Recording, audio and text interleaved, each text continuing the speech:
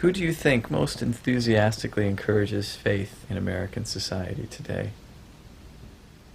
Well, organized religion and the politicians, and of course the advertisers. Advertisers never ask you to have faith, but they try to condition you to react below the level of reason. They're working on conditioned reflexes. Religion and politics work on conditioned reflexes plus faith. If the advertisers could figure out a way to get you to have faith in them, they haven't quite, nobody quite feels about tech the way they feel about, the way some people feel about Scientology or the Islam or the Catholic Church or George W. Bush.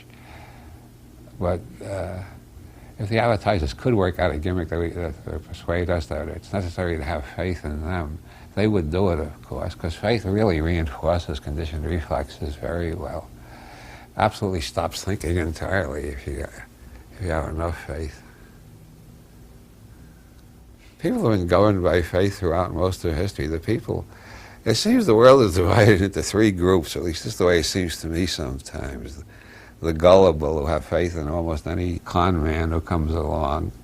The sociopaths who realize that the majority are gullible and take advantage of them by selling them the Brooklyn Bridge or shorter stay in purgatory or an eternity with virgin dancing girls in paradise like Osama bin Laden is offering his followers.